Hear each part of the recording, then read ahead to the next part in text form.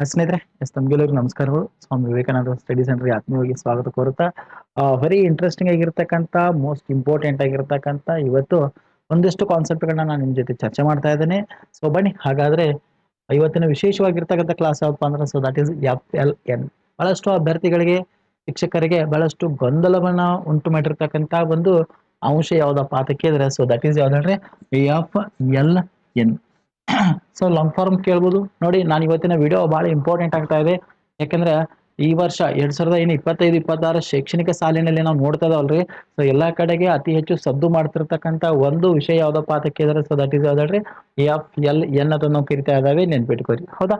ಈ FLN ಏನಿದಲ್ಲ ಸ್ನೇಹಿತರೆ, ಇದರ ಮೇಲೆ ಬಂದಂತ ಅಧಿಕಾರಿಗಳು ಯಾವೆಲ್ಲ ಪ್ರಶ್ನೆಗಳು ಕೇಳ್ಬೋದು ನಮಗೆ, ಜೊತೆಗೆ FLN ಅಂದ್ರೆ ಏನ, ನಾವು ಮಾಡ್ಬೇಕಾಗಿರೋದು ಮೇನ್ ಇಂಪಾರ್ಟೆಂಟ್ ಏನ, ಸೊ ಇದ್ರ ಬಗ್ಗೆ ನಾನು ಇಲ್ಲಿ ಏನ್ ಮಾಡ್ತಾ ಇದ್ದೀನಪ್ಪ ಅಂದ್ರ ಸೊ ಚರ್ಚೆನ ಮಾಡ್ತಾ ಇದ್ದೇನೆ ಸ್ನೇಹಿತರೆ, ನೆನ್ಪಿಟ್ಕೊಳ್ಳಿ. ಬಹಳ ಇಂಟ್ರೆಸ್ಟಿಂಗ್ ಇದೆ, ಇಂಪಾರ್ಟೆಂಟ್ ಇದೆ. ಸೊ ಇದ್ರ ಬಗ್ಗೆ ಸಾಕಷ್ಟು ವಿಚಾರಗಳನ್ನ ನಾನು ಚರ್ಚೆ ಮಾಡ್ತಾ ಇದ್ದೇನೆ.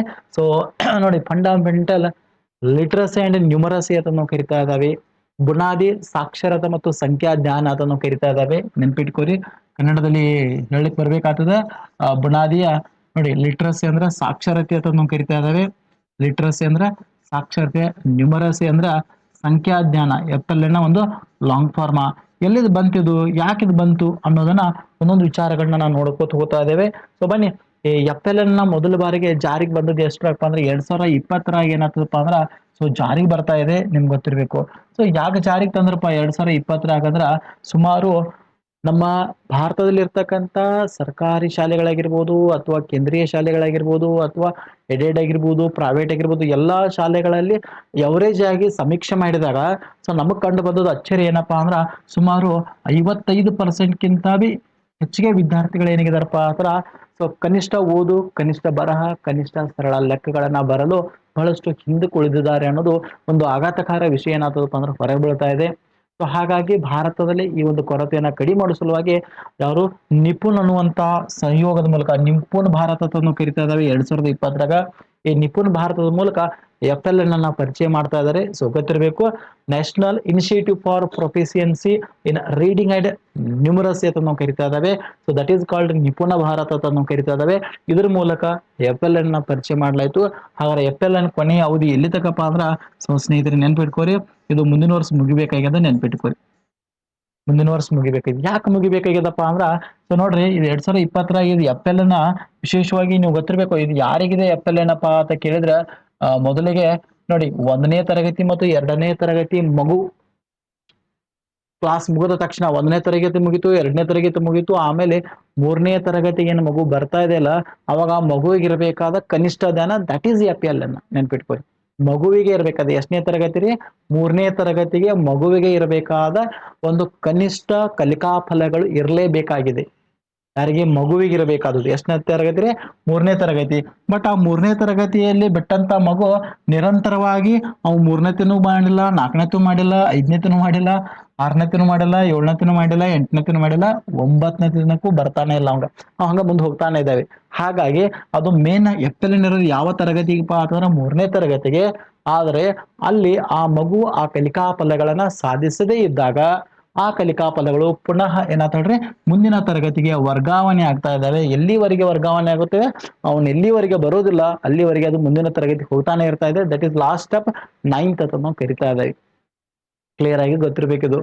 ಯಾಕಂದ್ರೆ 3ನೇ ತರಗತಿಗೆ ಮಗುವಿಗೆ ಇರಬೇಕಾದಂತ ಕನಿಷ್ಠ ಕಲಿಕಾ ಫಲಗಳು ಅಥವಾ ಅರ್ಹತೆಗಳು ನಾವು ಕರಿತಾ ಇದ್ದಾವೆ, ಅವು ಇರಲೇಬೇಕು ಮಗುವಿಗೆ. ಯಾಕಂದ್ರ ಈ FLN ಏನ್ ಮಾಡ್ತದಪ್ಪ ಅಂದ್ರೆ 2 ತತ್ವಗಳನ್ನ ಒಳಗೊಂಡಿತಿ. ಒಂದು ರೀಡ್ ಟು ಲರ್ನ್ ಅಂತ ನಾವು ಕರಿತಾ ಇದ್ದಾವೆ, ಕಲಿಯಲು ಓದಬೇಕು. ಇನ್ನೊಂದು ಲರ್ನ್ ಟು ರೀಡ್ ಅಂತ ನಾವು ಕರಿತಾ ಇದ್ದೇವೆ. ನೋಡಿ, ಕಲಿಯಲು ಓದ್ರಿ, ಓದಲು ಕಲಿಯಿರಿ. ಬಹಳ important, that is main important. ಓದಲು ಕಲಿಯಿರಿ ಅಂತ ಹೇಳ್ತಾ ಇದೆ, ಓದಲು ಕಲಿಬೇಕಾಗ್ಯದ. ನೆಕ್ಸ್ಟ್ ಆ ಕಲ್ತು ಅಂದ್ರೆ ಓದಾಕ್ ಶುರು ಮಾಡ್ರಿ, ಓದಾಕ್ ಮೊದಲು ಕಲೀರಿ ಅಂತಂದ. ದಟ್ ಈಸ್ ದಿ FLN ಅಂತ ನಾವು ಕರಿತಾ ಇದ್ದಾವೆ. ಹೌದಾ? ಸೊ ಹಾಗಾದ್ರೆ ಈ FLN ಮಗುವಿಗೆ ಏನ್ ಮಾಡ್ತಾ ಇದೆಪ್ಪ ಆತರ ಪ್ರಮುಖವಾಗಿ ನಿಮಗ್ ಗೊತ್ತಿರಬೇಕು, ಜೀವನದ ಕೌಶಲ್ಯಗಳಾಗಿರ್ಬೋದು, ಸಂಖ್ಯಾಜ್ಞಾನ ಆಗಿರ್ಬೋದು, ಓದುವ ಕೌಶಲ್ಯ ಆಗಿರ್ಬೋದು, ಆರೋಗ್ಯದ ಕೌಶಲ್ಯಗಳಾಗಿರ್ಬೋದು, ಇವುಗಳನ್ನ ಬೆಳೆಸುವಂತ ಮುಖ್ಯ ಗುರಿಯನ್ನ ಹೊಂದಿತಿ. ಹಾಗಾಗಿ ಆ ಮಗುವಿಗೆ ಎಲ್ಲಾ ಕೌಶಲ್ಯಗಳು ಬರಬೇಕಾದರೆ ಅವನಿಗೆ ಕನಿಷ್ಠ ಫಲಗಳೇನಾಗ್ಬೇಕು ಹೇಳ್ರಿ, ಬರ್ಲೇಬೇಕಾಗ್ತೈತಿ. ಹಾಗಾಗಿ ಇದು 3ನೇ ತರಗತಿ ವಿದ್ಯಾರ್ಥಿಗಳು ಇರ್ತದೆ. ಬಟ್ ಇವತ್ತು ನಾವು 5, 6, 7 ಎಲ್ಲಾ ಕಡೆ ನೋಡ್ತಾ ಇದ್ರೆ ಇದರ ಅರ್ಥ ಏನ್ ಹೇಳ್ರಿ, 3ನೇ ತರಗತಿಯಲ್ಲಿ ಆ ಮಗು ಆ ಕಲಿಕಾ ಫಲಗಳನ್ನ ಸಾಧಿಸಿಲ್ಲ. ಹಾಗಾಗಿ ಅದು ಮುಂದುವರಿತಾ ಇದೆ. ಸೊ ಇದು ನಿಮ್ಗೆ ಕ್ಲಿಯರ್ ಆಗಿ ಗೊತ್ತಿರಬೇಕು. ನೋಡಿ, 20 ಜಾರಿಗೆ ಬಂದಿದೆ ಅಂದ್ಕೊಳ್ಳಿ, 21, 22, 23, 24, 25, 26, 27 7 ವರ್ಷ ನಮ್ದು 7ನಂತೆ ಮುಗೀತದಲ್ರಿ. ಸೊ ದಟ್ ಈಸ್ 7ನಂತೆ 27ಕ್ಕೆ ಏನಾಗಬೇಕು, 20ರಿಂದ ಶುರು ಐತಿ, 20, 21, 22, 23, 24, 25, 26, 27. ನೋಡಿ, ಅಂದ್ರೆ 9th ತನಕ ಇದೇನಾತಪ್ಪ ಅಂದ್ರೆ ಒಂದು ಗುರಿ ಹೊಂದೈತಿ, 8 ವರ್ಷ 9 ವರ್ಷ. ಸೊ ಮುಂದಿನ ವರ್ಷದ ಕಂಪ್ಲೀಟ್ ಆಗ್ತಾ ಇದೆ. ಬಟ್ ಹೇಳಿಕ್ ಬರೋದಿಲ್ಲ, ಮತ್ತೇನಾದ್ರು ಮಕ್ಕಳು ಇದ್ದು ಅಂದ್ರೆ ಅದು ಹಂಗ ಮುಂದೆ ಏನಾಗ್ಬೋದು, ಮುಂದುವರಿಯುವಂತ ಸಾಧ್ಯತೆನೂ ಸಹಿತ ಇದೆ. ಹಾಗಾಗಿ ನಾವು ಇದರ ಬಗ್ಗೆ ಒಂದ್ ಸ್ವಲ್ಪ ಎಚ್ಚರ ವಹಿಸಬೇಕಾಗಿದೆ. ಲಾಸ್ಟ್ ಇಯರ್ ಇಂದ ನಮ್ಮ ಸರ್ಕಾರ ಏನಾಗಿದೆ, ಇದ್ರ ಬಗ್ಗೆ ಬಹಳಷ್ಟು ಏನಾಗಿದೆ ಅಂದ್ರೆ ಒತ್ತನ್ನ ಕೊಟ್ಟಿರೋದನ್ನ ನಾವು ಗಮನಿಸ್ತಾ ಇದ್ದೇವೆ. ಯಾಕಂದ್ರೆ ಮಗುವಿಗೆ ಬರಬೇಕಾದಂತ ಕನಿಷ್ಠ ಕಲಿಕಾ ಅರ್ಹತೆಗಳು, ಹೌದಾ. ಸೊ ಇದ್ರ ಬಗ್ಗೆ ನಾವು ತಿಳಿಲೇಬೇಕಾಗ್ತಾ ಇದೆ. ಸೊ ಬನ್ನಿ ಹಾಗಾದ್ರೆ ಸ್ನೇಹಿತರೆ, FLN ಮಕ್ಕಳ ಸೊ ಒಟ್ಟು ಸಾಧಿಸಬೇಕಾದ ಕಲಿಕಾ ಫಲಗಳು ಎಷ್ಟು ಇರಬೇಕು, ಇದು ನಮ್ಗೆ ಕ್ಲಿಯರ್ ಆಗಿ ಐಡಿಯಾ ಇರಬೇಕು. FLN ಎಷ್ಟು ಕಲಿಕಾ ಫಲಗಳಿದಾವಪ್ಪ ಅಂತ ಕೇಳಿದ್ರೆ, ಸೊ ನಿಮಗೆ ಗೊತ್ತಿರಬೇಕು. ಸೊ ಟೋಟಲ್ ಎಷ್ಟು ಇದಾವಪ್ಪ ಅಂತಂದ್ರ, ಸೊ 2 ವಿಷಯಗಳನ್ನ ನಾವು ಗಮನಿಸ್ತಾ ಇದ್ದೇವೆ ಟೋಟಲ್. ಸೊ ಆಲ್ರೆಡಿ ನಿಮಗೆ ಗೊತ್ತಿರ್ತಕ್ಕಂಥ ವಿಷಯ ಏನಿದೆ ಸ್ನೇಹಿತರೆ, ಸೊ ದಟ್ ಈಸ್ 17 ಇದಾವೆ, ನೆನ್ಪಿಟ್ಟುಕೋರಿ. 17 ಕಲಿಕಾ ಫಲಗಳಿದಾವೆ, ಅದನ್ನು ಹೊಡೆದಿದ್ದಾರೆ.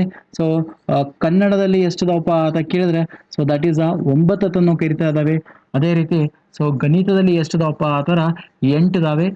ಗೊತ್ತಿರ್ಬೇಕು ನಿಮಗೆ, ಗಣಿತದಲ್ಲಿ ಎಷ್ಟಿದಾವೆ, 8 ಇದಾವೆ. ಹಾಗಾದ್ರೆ FLN ಅನ್ನೋದು ಯಾವ್ದಕ್ಕೆ ಸಂಬಂಧಪಟ್ಟದ, 2 ವಿಷಯಗಳಿಗೆ ಸಂಬಂಧಪಟ್ಟಿದೆ, ನೆನ್ಪಿಟ್ಟುಕೋರಿ. ಒಂದು ಕನ್ನಡ, ಇನ್ನೊಂದು ಗಣಿತ. ಇದನ್ನ ಬಿಟ್ಟು ಯಾವುದೇ ವಿಷಯಕ್ಕೆ ಸಂಬಂಧ ಪಟ್ಟಿಲ್ಲ, ನೆನಪಿರ್ಲಿ.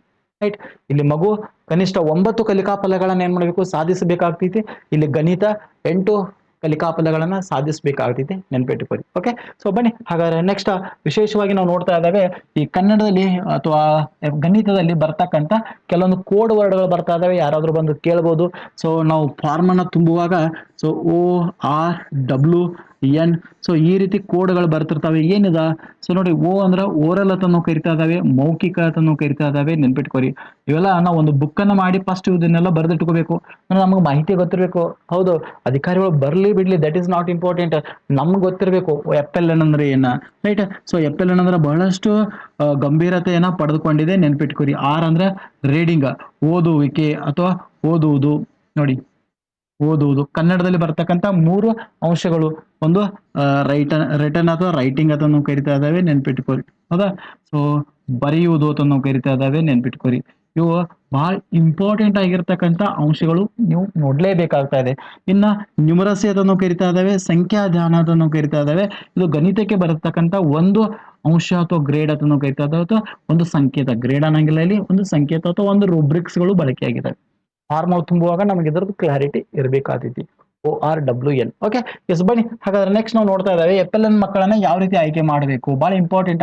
ಈಗಾಗಲೇ ನಾವು ಜುಲೈ ಮಂತ್ ನಲ್ಲಿ ಇದಾವೆ. FLN ಮಕ್ಕಳನ್ನ ನಾವು ಈಗಾಗಲೇ ಒಂದು ಶೀಟ್ ಅನ್ನು ಸಹಿತ ತುಂಬಿಕೊಟ್ಟಿದ್ದೇವೆ, ಜೂನ್ ಮಂತ್ ಬಟ್ ತುಂಬಿಕೊಟ್ಟಿದ್ದೇವೆ. ಓಕೆ. ಕೆಲವರು ಮಾಡಿದ್ದಾರೆ, ಕೆಲವರು ಮಾಡ್ತಾ ಇದ್ದಾರೆ, ಇನ್ನೊಬ್ರು ಮಾಡೋದಿಲ್ಲ, ಇನ್ನು ಮಾಡ್ತಾ ಇದ್ದಾರೆ, ಮಾಡಬಹುದು. ಓಕೆ. ಒಟ್ಟಾರೆ ಏನ್ ಮಾಡ್ರಿ, ಮಾಡೇ ಮಾಡಿ. ಯಾಕಂದ್ರೆ ಜ್ಞಾನವಂತ ವಿದ್ಯಾರ್ಥಿಯನ್ನ ಮುಂದುವರಿಸೋದು ದಟ್ ಈಸ್ ನಾಟ್ ಇಂಪಾರ್ಟೆಂಟ್, ಅವ್ನು ಕಲಿತಾನೆ. ಬಟ್ ಕೆಳಮಟ್ಟದ ವಿದ್ಯಾರ್ಥಿಗಳನ್ನ ಮುಂದೆ ತರೋದಿಲ್ಲ, ದಟ್ ಈಸ್ ಒಂದು ಗ್ರೇಟ್ ಜಾಬ್ ಅಂತಾನೆ ಹೇಳ್ಬೋದು. ಆ ಒಂದು ಆಶಾ ಮನೋಭಾವದೊಂದಿಗೆ ತಾವೆಲ್ಲ ವರ್ಕ್ ಮಾಡ್ತೀರಿ ಭಾವಿಸುತ್ತಾ. ಸೊ ಬನ್ನಿ, ಬಹಳ ಇಂಪಾರ್ಟೆಂಟ್ ಆಗಿರ್ತಕ್ಕಂಥ ಮತ್ತೊಂದು ವಿಚಾರ ನಾನು ನಿಮ್ ಜೊತೆಯಲ್ಲಿ ಏನ್ ಮಾಡ್ತಾ ಇದ್ದೇನೆ, ಸೊ ಚರ್ಚೆ ಮಾಡ್ತಾ ಇದ್ದೇನೆ. FLN ಮಕ್ಕಳನ್ನ ಆಯ್ಕೆ ಹೆಂಗ್ ಮಾಡ್ಬೇಕು. ಕನ್ಫ್ಯೂಷನ್ ಇದೆ ಎಲ್ಲರಿಗಿದು, ಬಹಳಷ್ಟು ಜನರಿಗೆ ಕನ್ಫ್ಯೂಷನ್ ಇದೆ. ಓಕೆ. ಸೊ ಪರಿಹಾರ ಬೋಧನೆ ಬಗ್ಗೆನೂ ಒಂದು ಐಡಿಯಾ ಹೇಳ್ತೇನೆ ನಾನು. ಸೇತು ಬಂಧ ಪರೀಕ್ಷೆ ಬಗ್ಗೆನೂ ಸಹಿತ ನಾನು ನಿಮಗೆ ಮತ್ತೊಂದು ವಿಡಿಯೋದಲ್ಲಿ ಕ್ಲಾರಿಟಿ ಕೊಡ್ತಾ ಇದ್ದೀನಿ, ರೈಟ್. ಸೇತು ಬಂಧ ಅಂದ್ರೆ ಏನ್ ಹೇಳ್ರಿ, ಹಿಂದಿನ ತರಗತಿಯಲ್ಲಿ ಮಗು ಆ ವಿಷಯಕ್ಕೆ ಸಂಬಂಧಪಟ್ಟಂತ ಕನಿಷ್ಠ ಸಾಮರ್ಥ್ಯಗಳನ್ನ ಏನಾದ್ರೂ ನೆನಪಿದೆನಾ ಅಥವಾ ಮರ್ತಿದಾನ, ಆ ಕನಿಷ್ಠ ಸಾಮರ್ಥ್ಯಗಳು ಮುಂದಿನ ತರಗತಿಗೆ ನಮ್ಗೆ ಬೇಕಾಗಿತ್ತು. 5ನೇ ತರಗತಿಯಲ್ಲಿ ಮಗು ಕಲ್ತಿರ್ತಕ್ಕಂಥ ಗಣಿತ 6ನೇ ತರಗತಿ ಯೂಸ್ ಆಗಿರ್ತಾ ಇದೆ, ರೈಟ್. 6ನೇ ತರಗತಿ ಯಾವೆಲ್ಲ ಯೂಸ್ ಆಗ್ತಲ್ಲ ಅದಕ್ಕೆ ಸಂಬಂಧಪಟ್ಟಂತ ಕನಿಷ್ಠ ಅತಿ ಕಡಿಮೆ ಫಲಗಳನ್ನ ಅಥವಾ ಸಾಮರ್ಥ್ಯಗಳನ್ನ ಮಗು ಗಳಿಸ್ತಾನೆ ಇಲ್ಲ ಚೆಕ್ ಮಾಡೋದು, ದಟ್ ಈಸ್ ಯಾವ್ದಲ್ರಿ, ನೈದಾನಿಕ ಪರೀಕ್ಷೆ ಅಥವಾ ಸೇತು ಬಂಧ ಒಂದು ಬ್ರಿಡ್ಜ್ ಕೋರ್ಸ್ ಅನ್ನು ಕರಿತಾ ಇದ್ದಾವೆ, ರೈಟ್. ಅದ್ರ ಬಗ್ಗೆ ನಾನು ನಂತರ ಚರ್ಚೆ ಮಾಡ್ತೇನೆ. ಬಟ್ ಸೇತು ಬಂಧನ ಬೇರೆ, FLN ಮಕ್ಕಳ ಬೇರೆ.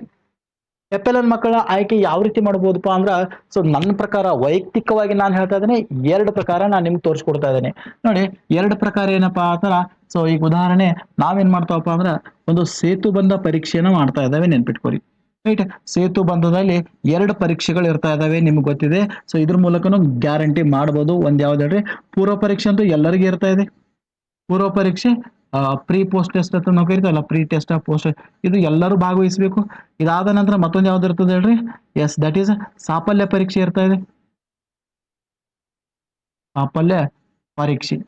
ಸೊ ನೋಡಿ, ಇಲ್ಲಿ ನಾವು ಏನ್ ಮಾಡ್ತವಪ್ಪ ಅಂದ್ರ, ಪರಿಹಾರಕ್ಕೆ ಒಳಗಾಗುವ ಮಕ್ಕಳನ್ನ ಪರಿಹಾರ ಬೋಧನೆಗೆ ಒಳಗಾಗುವ ಮಕ್ಕಳನ್ನ ಯಾವ ಆಧಾರದ ಮೇಲೆ ಡಿವೈಡ್ ಮಾಡ್ತೇವ್ರಿ, ಸಾಫಲ್ಯ ಪರೀಕ್ಷೆಯಲ್ಲಿ ಕನಿಷ್ಠ ಸಾಮರ್ಥ್ಯಗಳನ್ನ ಗಳಿಸದೇ ಇರತಕ್ಕಂತ ವಿದ್ಯಾರ್ಥಿಗಳು ಏನಾಗ್ತಾರಪ್ಪ ಅಂದ್ರ, ಸೊ ಪರಿಹಾರ ಬೋಧನೆಗೆ ಒಳಗಾಗ್ತಾ ಇದಾರೆ, ನೆನ್ಪಿಟ್ಕೋರಿ.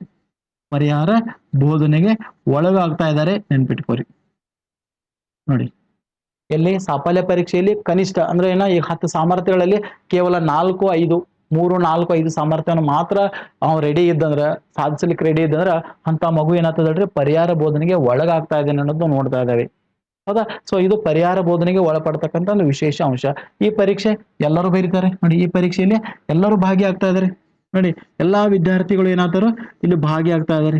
ಬಟ್ ಇಲ್ಲಿ ಎಲ್ಲರೂ ಇರುವುದಿಲ್ಲ, ನೆನ್ಪಿಟ್ಟುಕೋರಿ. ಸಾಫಲ್ಯ ಪರೀಕ್ಷೆ ಬಟ್ ನಾವ್ ಎಲ್ಲರೂ ತಗೋತಾನೆ ಇರ್ತಾರೆ, ತಗೋದಿರಂಗಿಲ್ಲ. ಯಾಕೆಂದ್ರೆ ಆಲ್ರೆಡಿ ಪೂರ್ವ ಪರೀಕ್ಷೆದಾಗ ನಾವ್ ಏನಾಗಿದೆ ಹೇಳ್ರಿ, ರೆಡಿ, ಐ ಆಮ್ ರೆಡಿ ಅಂದ ನಾವು. 10 ಸಾಮರ್ಥ್ಯಕ್ಕೆ 9-10 ತೊಗೊಂಡ್ಬಿಟ್ಟ 95% ಅಕ್ಯುರೇಟಿ ಯಾರು ಬರ್ದಿರ್ತಾರಲ್ರಿ, 95% ಅಕ್ಯುರೇಟಿ, ಆ ಮಗು ಈ ಸಾಫಲ್ಯ ಪರೀಕ್ಷೆದಲ್ಲಿ ಬರೋದಿಲ್ಲ ರೀ, ಆಲ್ರೆಡಿ ರೆಡಿ ಇದಾನೆ. ನಾವು ಸಾಫಲ್ಯ ಪೂರ್ವ ಪರೀಕ್ಷೆಯಲ್ಲಿ ಯಾರು ಕಡಿಮೆ ತಗೋತಿರ್ತಾರಲ್ಲ, ಅಂದ್ರೆ 60, 70, 6, 7, 5 ಮಕ್ಕಳು ತಂದಿರ್ತಾರಲ್ಲ, ಅವರಿಗೆ ಒಂದು 15 ದಿನ ಮತ್ತೆ ರಿವಿಷನ್ ಮಾಡಿ ಹಿಂದಿನ ಕ್ಲಾಸ್ದು ಮತ್ತೆ ಪರೀಕ್ಷೆ ತಗೋದೆ, ದಟ್ ಇಸ್ ಸಾಫಲ್ಯ ಪರೀಕ್ಷೆ.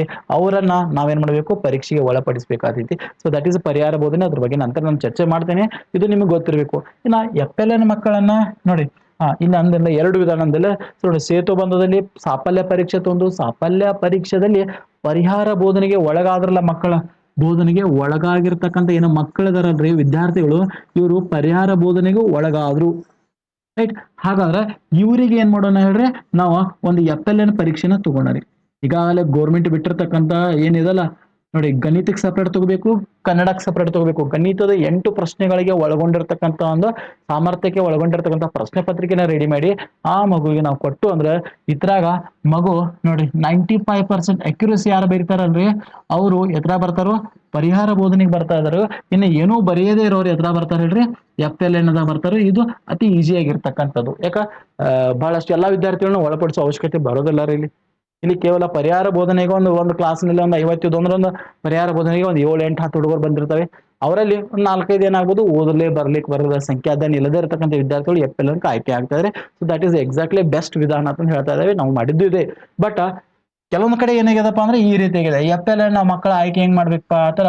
ಸೊ ಎಲ್ಲರಿಗೂ ಪರೀಕ್ಷೆ ತಗೋಬೇಕು, ಎಲ್ಲರಿಗೂ ಪರೀಕ್ಷೆ ರೀ, ಎಲ್ಲರಿಗೂ ಪರೀಕ್ಷೆ ತಗೋಬೇಕು. ಹೌದಾ? ಎಲ್ಲರಿಗೂ ಪರೀಕ್ಷೆ ತಗೋಬೇಕಾದೈತಿ, ನೆನ್ಪಿಟ್ಕೋರಿ.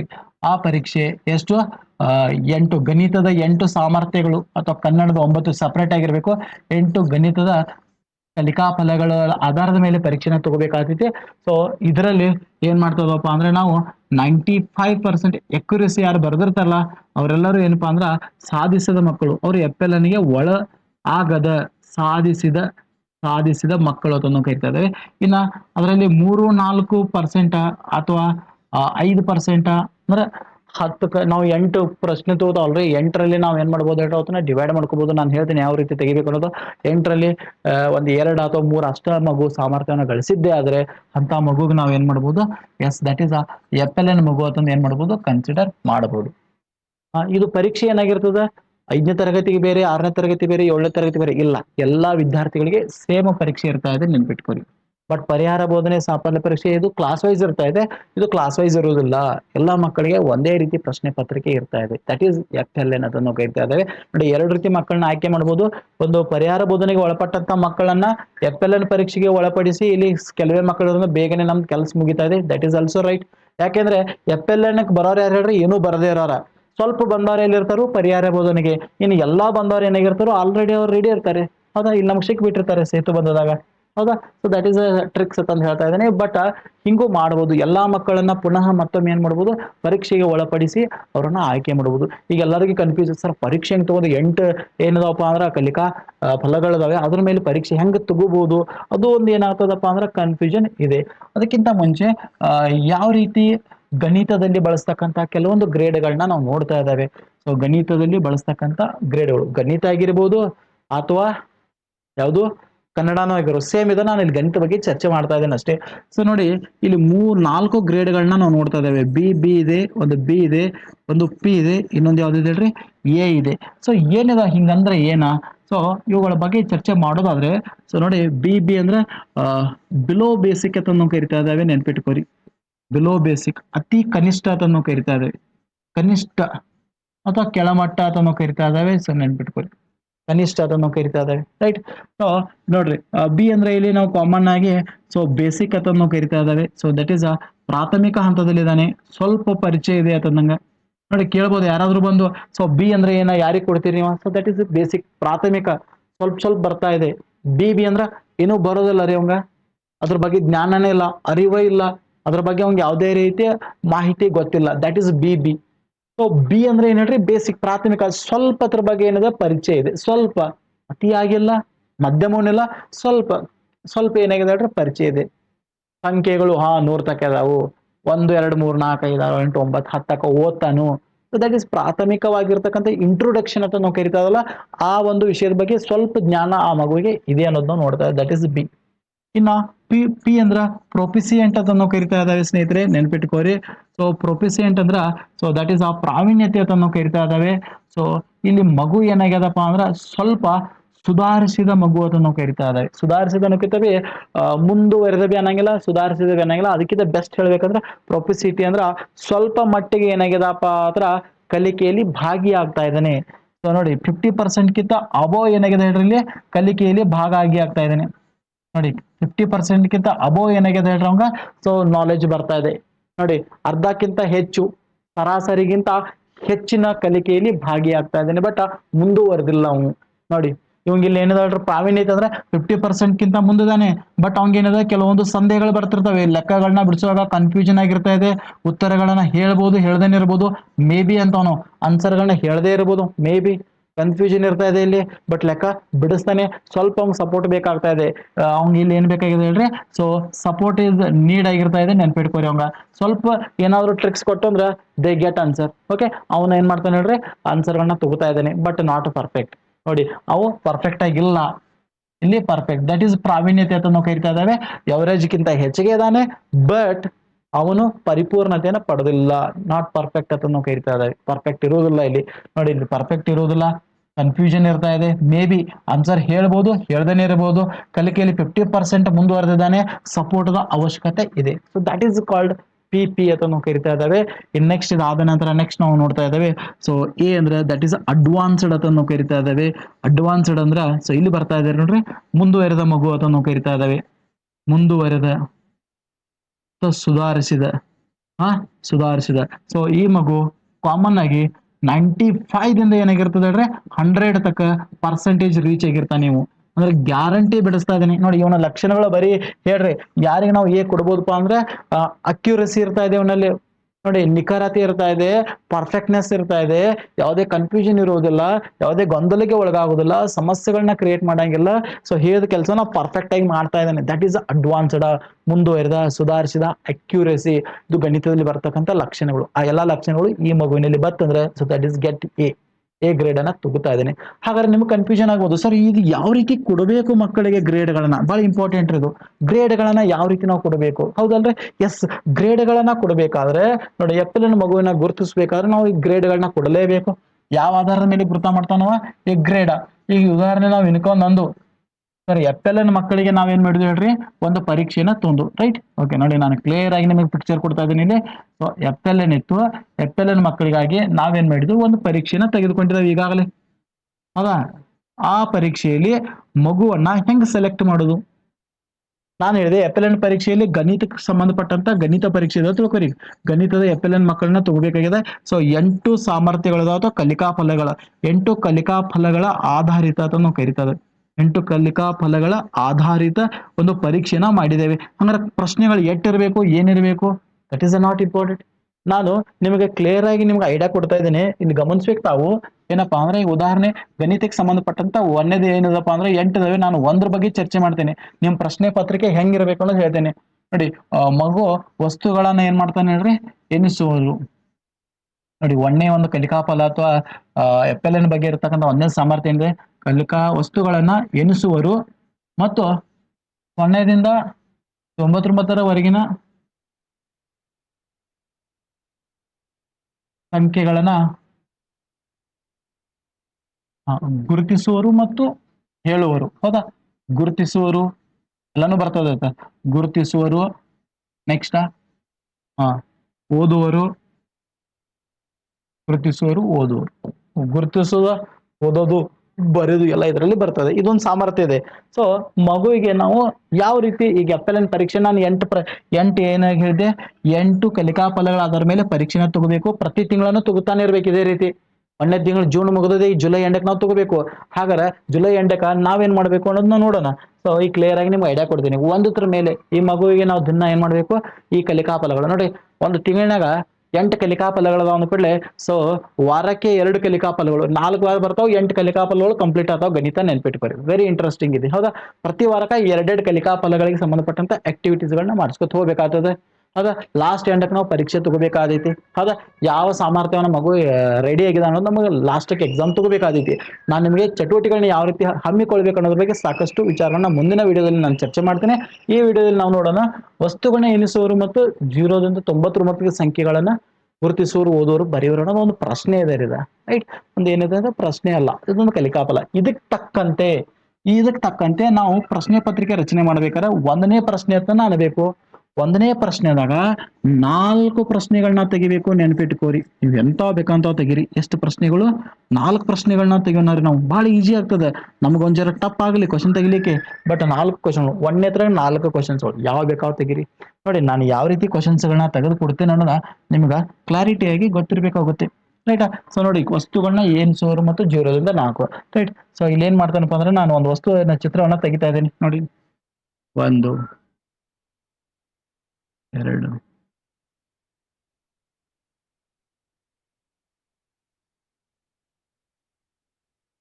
ಓಕೆ, ಇದು 1ನೇ ಪ್ರಶ್ನೆ. ರೈಟ್? 1ನೇ ಪ್ರಶ್ನೆ. ನೆಕ್ಸ್ಟ್ 2ನೇ ಪ್ರಶ್ನೆಯನ್ನ ನೋಡೋಣ ಸ್ನೇಹಿತರೆ. ವಸ್ತುಗಳನ್ನ ಎನಿಸೋರು ಅಂದ್ರಲ್ರಿ, ಅದ್ರ ಮೇಲೆ ಒಂದು ಪ್ರಶ್ನೆ ಬತ್ತು ನೋಡ್ರಿ. ಹೌದಲ್ಲ? ಸೊ ದಟ್ ಈಸ್ ವಸ್ತುಗಳನ್ನ ಎನಿಸೋರು, ಚಿತ್ರಗಳ ಮೂಲಕ ವಸ್ತುಗಳನ್ನ ಎನಿಸೋರು. Exactly right. ಓಕೆ, ಈ ನೆಕ್ಸ್ಟ್ 0ದಿಂದ 99 ಸಂಖ್ಯೆನ ಓದುವರು, ಗುರುತಿಸೋರು, ಬರೆಯೋರು ಇದೆಲ್ಲ, ಇದ್ರ ಮೇಲೆ ಪ್ರಶ್ನೆಗಳನ್ನ ಹಾಕೋಣ. ಸೊ ಈಗ ಉದಾಹರಣೆ 56, 57, 58 dash dash. Right? Okay, that is main important. Clear? So ಮಗುವಿಗೆ ಇದ್ರ ಬಗ್ಗೆ ಒಂದ್ ಸ್ವಲ್ಪ ನಮಗೆ ಕ್ಲಾರಿಟಿ ಏನಾಗಬೇಕು, ಬರ್ತಾ ಇರ್ಬೇಕಾಗ್ತದೆ. ನೆನ್ಪಿಟ್ಕೊರಿ, ವಸ್ತುಗಳನ್ನ ಎನಿಸೋರು, 0ರಿಂದ 9 ಸಂಖ್ಯೆನ ಗುರುತಿಸಿ ಹೇಳುವವರು ತಂದಿದೆ. ಈಗ ಉದಾಹರಣೆ ಈ ರೀತಿ ನಾವೇನ್ ಮಾಡ್ಬೋದು, ಬರಿಬಹುದು, ಸಂಖ್ಯೆಗಳನ್ನ ಬರಿಬಹುದು. ನೆಕ್ಸ್ಟ್ ಈಗ ಉದಾಹರಣೆ ಅತಿ ಸಣ್ಣಗೆ ಕೊಡ್ಬೇಕಾಗ್ತದೆ. ಈಗ ಉದಾಹರಣೆ 1, 2, 3, 4, 8. ದಟ್ ಈಸ್ ಕನ್ಫ್ಯೂಷನ್ ಕ್ವಶನ್ಸ್ ಬರಬೇಕು. ಮತ್ತೆ ಎಲ್ಲ ಒಂದ ಮಾರಿಗೆ ಸಣ್ಣ ಎಲ್ಲರನ್ನೂ ತಂದು ಹಾಕಿಬಿಡಂಗಿಲ್ಲ. ರೈಟ್? ಓಕೆ, ಎಲ್ಲಾನು ಬರಂಗಿಲ್ಲ, ಬರ್ತದೆ, ನೋ ಪ್ರಾಬ್ಲಮ್. ಈಗ ಉದಾಹರಣೆ ಹಿಂಗ್ ಕೊಡೋದು. ಇದಾಯ್ತಾ? 1, 2, 3 ಇದು ಪ್ರಶ್ನೆಗಳನ್ನ ನಾನು ಕೊಡ್ತಾ ಇದ್ದೇನೆ. ಪ್ರಶ್ನೆಗಳನ್ನ ಕಂಪ್ಲೀಟ್ ಮಾಡ್ಬೇಕು, ಇನ್ನು ಕಂಪ್ಲೀಟ್ ಮಾಡಿಲ್ಲ ನಾನು. ಸೊ ಕ್ಲಿಯರ್ ಆಗಿ ನೋಡ್ರಿ, 1, 2, 3 ಡ್ಯಾಶ್ ಡ್ಯಾಶ್ ಏನಿದೆ, 6 ಇದೆ, ಡ್ಯಾಶ್ ಇದೆ, 7 ಇದೆ, ಡ್ಯಾಶ್ ಇದೆ, 8 ಇದೆ. So that is another one ಪ್ರಶ್ನೆ ಇದೆ ಸ್ನೇಹಿತರೆ, ಗಮನಿಸಬೇಕು. ಇನ್ ನೆಕ್ಸ್ಟ್ 1ರಿಂದ 25ರವರೆಗೆ ಎಷ್ಟು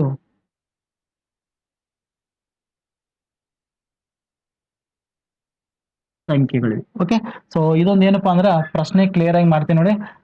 ಇದರ ಇಲ್ಲಿ ಎಷ್ಟು ಚಿತ್ರಗಳಿವೆ ಅನ್ನೋದು ಪ್ರಶ್ನೆ ಇದೆ. ಎಷ್ಟು ಚಿತ್ರಗಳಿವೆ ನೋಡಿ, ಎಷ್ಟು ಚಿತ್ರಗಳಿವೆ ಅನ್ನೋದಂತ ಪ್ರಶ್ನೆ ಇದೆ. ಇದು 1ನೇದು. 2ನೇದ, ಸೊ ಸರಣಿ ಪೂರ್ಣಗೊಳಿಸಿ ಆಗ್ತದೆ. ಸರಣಿ ಪೂರ್ಣಗೊಳಿಸಿ. 4 ಯಾಕೆ ತಗೋಬೇಕು ಅನ್ನೋದ ನಿಮ್ಗೆ ಕ್ಲಾರಿಟಿ ಹೇಳ್ತಾ ಇದ್ದೀನಿ. ನಮಗೇನದ ಅಂದ್ರೆ ಗ್ರೇಡ್ಗಳು 4 ಇದಾವಲ್ರಿ, ಮಗು ಹೆಂಗ್ ಸೆಲೆಕ್ಟ್ ಮಾಡ್ಬೇಕು ಅನ್ನೋದು ಗೊತ್ತಾಗಬೇಕು. ಇಲ್ಲಿ ಸಹಿತ ಬಿಟ್ಟ ಸ್ಥಳದ ಅನುಕೂಲ ಸೇಮ, ಇಲ್ಲಿ ಸಹಿತ ಸರಣಿಯನ್ನ ಏನ್ ಮಾಡ್ರಿ, ಪೂರ್ಣಗೊಳಿಸಿ ಅಂತ ಹೇಳ್ಬೋದು. ಸೊ 4 ಪ್ರಶ್ನೆಗಳು ಕೊಟ್ಟಿದ್ದೇನೆ ನೋಡಿ. ಬಹಳ ಇಂಟ್ರೆಸ್ಟಿಂಗ್ ಇದೆ. ನಾನು ಎದ್ರ ಬಗ್ಗೆ ಚರ್ಚೆ ಮಾಡಿದ್ದೀನಿ, ಮಗುವಿಗೆ FLN ಪರೀಕ್ಷೆ ತಗೋತಾ ಇದ್ದಾವೆ. ಗಣಿತ 8 ಕಲಿಕಾಫಲಗಳ ಆಧಾರಿತ, ಅದರಲ್ಲಿ 1 ಕಲಿಕಾಫಲ ಆಧಾರಿತ ಮೇಲೆ ಪ್ರಶ್ನೆ 4 ಕೊಡ್ತಾ ಇದ್ದೇನೆ. ಮಗುವಿಗೆ ಕೊಟ್ಟು ಕೊಡ್ಲಿ, ಮಗು ಬರಿತಾನೆ. ಉದಾಹರಣೆ ಮಗು ಉತ್ತರ ಬರಿತಾ ಇದ್ದಾನೆ, 1 2 3 4 ಉತ್ತರ ಬರಿತಾ ಇದ್ದಾನೆ. ಇಲ್ಲಿ ಇಲ್ಲದ್ರ ಪ್ರಶ್ನೆಗಳನ್ನ ಕೊಟ್ಟಾಗ ಇಲ್ಲಿ ಕೆಳಗೆ ಉತ್ತರ ಬರೆಯಕ್ ಹತ್ತಿರ, ಇದ್ರ ಉತ್ತರ ಎಷ್ಟು ಹೇಳ್ರಿ? 4 ಅನ್ನೋದು ಬರಿತಾನ ನಾವು. ಎಷ್ಟು ಬರಿತಾನ? 4 ಉತ್ತರ ಬರಿತಾ ಇದ್ದಾನೆ. 56 57 58 ಎಷ್ಟಿದೆ? 59 ಬರಿತಾ ಇದ್ದಾನೆ. ನೆಕ್ಸ್ಟ್ ಏನಾಯ್ತು? 60 ಬರಿತಾ ಇದ್ದಾನೆ. ನಾನೆಲ್ಲ ಉತ್ತರಗಳನ್ನು ಬರೆದು ಬಿಡ್ತೀನಿ ಮೊದಲಿಗ. ರೈಟ್, 1 2 3 ಆಗನ ಎಷ್ಟಿದೆ? 4 4 ಆಗನ 5 6 ಆಗನ 7 7 ಆಗನ, ಸಾರಿ ಇಲ್ಲಿ ಇದನ್ನ 7 ಆಗನ ಎಷ್ಟಿದೆ? 8 ಇದೆ. Right, okay. ಸೊ ಈ ರೀತಿ ಇದೆ. ಇನ್ನು 1 ರಿಂದ 20ರವರೆಗೆ ಎಷ್ಟಿದೆ ಅಂದ್ರೆ ಸಿಂಪಲ್ 25 ಇದಾವೆ.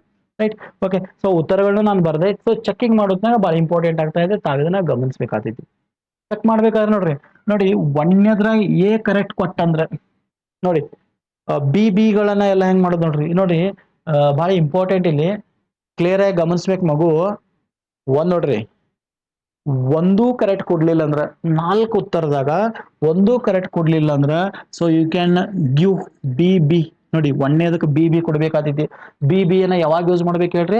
ಇದರಲ್ಲಿ 1 ಸರಿ ಬರೆಯದೇ ಇದ್ದಾಗ ಮಗು ಬಿ ಹಂತದಲ್ಲಿದ್ದಾನೆ ಅಂತ ಹೇಳ್ತಾ ಇದ್ದಾರೆ. ರೈಟ್, ಕ್ಲಿಯರ್ ಆಗಿ ಗಮನಿಸ್ಬೇಕು. ಇನ್ನು ಮಗು 1 ಅಥವಾ 2, ನೋಡಿ 1 ಅಥವಾ 2 ಉತ್ತರಗಳನ್ನ ಕೊಟ್ಟಂದ್ರೆ, 1 ಅಥವಾ 2 ಉತ್ತರಗಳನ್ನ ಕೊಟ್ಟಂದ್ರೆ ಗಮನಿಸ್ಬೇಕಾಗಿದ್ದನ್ನ, 1 2 ಉತ್ತರಗಳನ್ನ ಕೊಟ್ಟಂದ್ರೆ, 1 ಮತ್ತು 2 ಉತ್ತರಗಳನ್ನ ಯಾವ್ದಾದ್ರು 2, ಇವು ಅಷ್ಟಲ್ಲ, ಈ ತರ ಯಾವ್ದಾದ್ರು 2 ಅಂತಂದು ಹೇಳ್ತಾ ಇದ್ದೇನೆ ನಾನು. ಇವ ಅಂತಲ್ಲ, ನೀವು ಅನ್ಬೋದು ಮತ್ತೆ ಇವೆರಡು ಕೊಡ್ಬೇಕಂತ ಹಂಗಿಲ್ಲ. ಯಾವ್ದಾದ್ರು 2 ಉತ್ತರಗಳನ್ನ ಪರ್ಫೆಕ್ಟ್ ಆಗಿ ಬರ್ದಿದ್ದಂದ್ರೆ ಸೊ ಮಗು ಕಲಿಕೆಯಲ್ಲಿ ಮುಂದುವರಿತಾ ಇದ್ದೇನೆ. ಇಟ್ ಮೀನ್ಸ್ ಬೇಸಿಕ್ ಹೋಗ್ತಾ ಇದ್ದೇನೆ. ದಟ್ ಈಸ್ ಬಿ ಹಂತ. ನೆನ್ಪಿಟ್ಕೋರಿ, ಮಗು ಯಾವ ಹಂತದಲ್ಲಿದ್ದಾನೆ? ಬಿ ಹಂತದಲ್ಲಿದ್ದಾನೆ. ರೈಟ್, ಇನ್ನ ಮಗು ಈ 4 ಪ್ರಶ್ನೆಗಳಲ್ಲಿ ಏನಾದ್ರು 3 ಎಕ್ಸಾಕ್ಟ್ಲಿ ಆನ್ಸರ್ ಪರ್ಫೆಕ್ಟ್ ಆಗಿ ಬರ್ದಿದ್ದಂದ್ರೆ, 3 ಬರ್ದಿದ್ದಂದ್ರೆ ಸೊ ಮಗು ಏನಾಗ್ತಾನಪ್ಪ ಆತರ, ಸೊ 3ನೇ ಹಂತ ಪಿ ಹೋಗ್ತಾ ಇದ್ದಾನೆ, ಪ್ರೊಫಿಸಿಯೆಂಟಿ.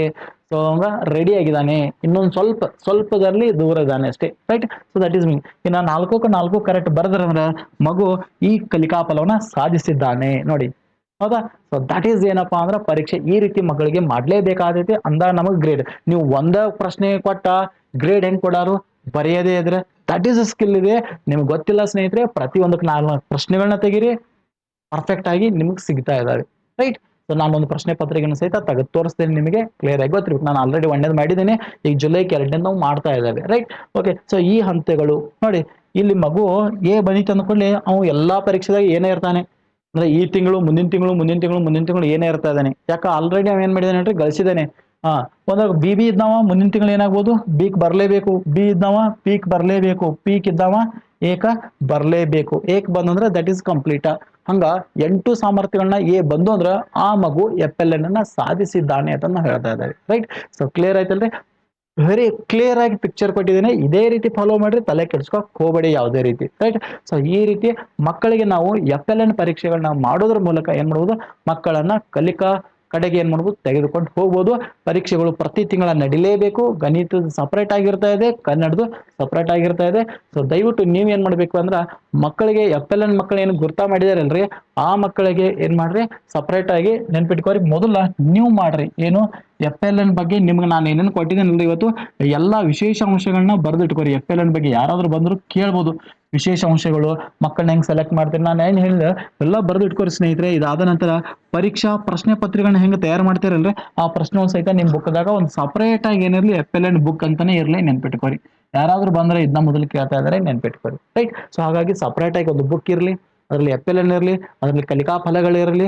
ಆ ಕಲಿಕಾ ಫಲಗಳಿಗೆ ನೀವು ಪ್ರತಿಯೊಂದು ಕಲಿಕಾ ಫಲಕ್ಕೆ ಏನೇನು ಚಟುವಟಿಕೆಗಳನ್ನ ಹಾಕಿಕೊಂಡಿದ್ದೀರಾ, ಏನೇನೋ ಸಾಮಗ್ರಿಗಳನ್ನ ಬಳಸ್ತಾರ ಅನ್ನೋದು ಬರ್ದಿಟ್ಕೋರಿ.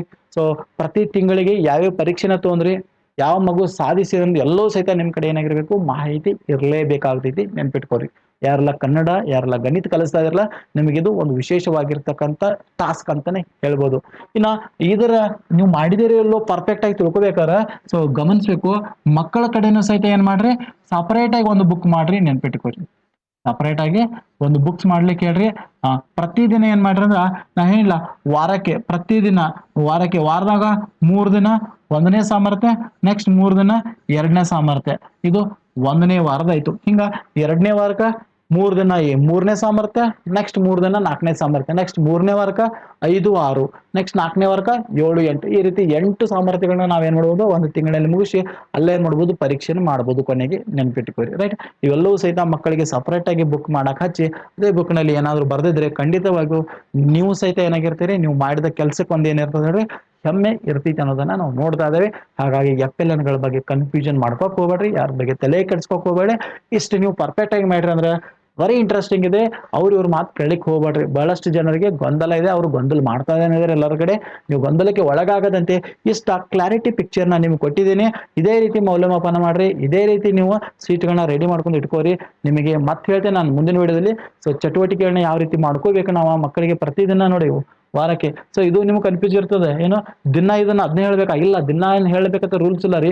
ನಿಮಗೆ ಲಾಸ್ಟ್ ಒಂದು ಪ್ರೇಡ ಅಥವಾ ಮಾರ್ನಿಂಗ್ ಮುಂಜಾನೆ ಬರೋಕ್ಕಿಂತ ಮುಂಚೆ ಒಂದು ಪ್ರೇಡ ಅಥವಾ ಲಾಸ್ಟ್ ಒಂದು 5-10 ಹುಡುಗರು ಇರ್ತಾವ್ರಿ ನಿಮ್ ಗಣಿತ ಬಹಳ ಅದ್ರ ಒಂದು 10 ಹುಡುಗರಿಗೆ ಒಂದು ½ ನಾವ್ ಏನ್ ಮಾಡ್ಬೋದು ಈ ವರ್ಕ್ ಅನ್ನ ಕೊಟ್ಟು ಬಿಟ್ಟು ಅಂದ್ರೆ ಮುಗೀತು. ಅಥವಾ ಒಂದಿನ ಆಟಕ್ಕೆ ಹೊರಗೆ ತಂದು ಆಕ್ಟಿವಿಟೀಸ್ ಮಾಡೋದ್ರ ಮೂಲಕ ರೈಟ್. ಸೊ ನೀವು ನಿಮ್ ಸಫಿಸಿಯೆಂಟ್ ಟೈಮ್ ಅನ್ನ ನೋಡಿ ಶಾಲೆಗೆ ತೊಂದರೆ ಆಗದಂತೆ ಏನ್ ಮಾಡ್ಬೇಕು, ಈ ಅಂಶಗಳನ್ನ ಕೊಡ್ಬೇಕಾದಿದೆ, ನೆನ್ಪಿಟ್ಕೋರಿ. ಇನ್ನ FLN ಮಕ್ಕಳಿಗೆ ಒಳಗಾಗಿರ್ತಕ್ಕಂಥ ಗಣಿತಕ್ಕ ಬೇರೆ ಹೋಮ್ವರ್ಕ್ ಗಳನ್ನ ಕೊಡ್ಲಿಕ್ಕೆ ಹೋಗ್ಬೇಡಿ ಹೆಚ್ಚಾಗಿ. ಅದ್ರ ಬದಲಾಗಿ ಹೆಚ್ಚಿಗೆ ಹೋಮ್ವರ್ಕ್ ಇವುಗಳನ್ನ ಕೊಡ್ರಿ.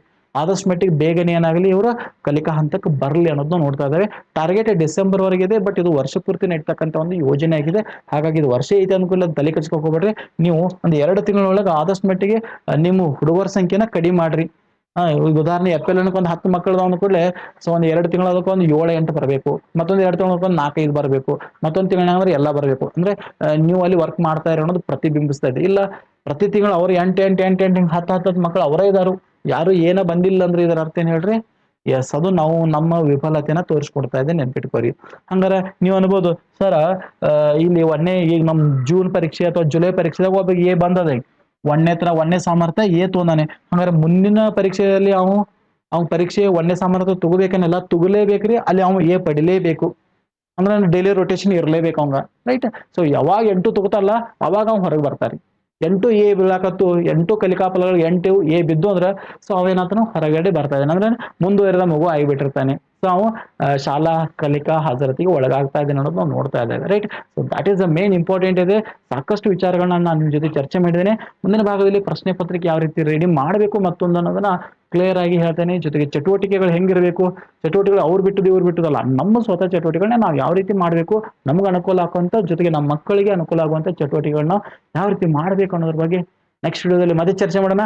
ವಿಡಿಯೋ ಇಷ್ಟ ಆದ್ರೆ ಸ್ನೇಹಿತರೆ ದಯವಿಟ್ಟು ನಿಮ್ಮೆಲ್ಲ ಫ್ರೆಂಡ್ಸ್ಗಳಿಗೆ ಶೇರ್ ಮಾಡೋದನ್ನ ಮರ್ಲಿಕ್ಕೆ ಹೋಗ್ಬೇಡಿ ಅಂತ ಹೇಳ್ತಾ, ಎಸ್, ಸೊ ಚೆನ್ನಾಗಿ ಮಕ್ಕಳಿಗೆ ಕಲಿಸಿ ನೀವು ಸಹಿತ ಚೆನ್ನಾಗಿ ಒಳ್ಳೆ ಶಿಕ್ಷಕರಾಗಿ ಬೆಳೀರಿ ಅಂತ ಹೇಳ್ತಾ ಎಲ್ಲರಿಗೂ ಒಳ್ಳೇದಾಗಲಿ. ಶುಭ ದಿನ. ಥ್ಯಾಂಕ್ ಯು ಸ್ನೇಹಿತರೆ. Thank you. Fun and all.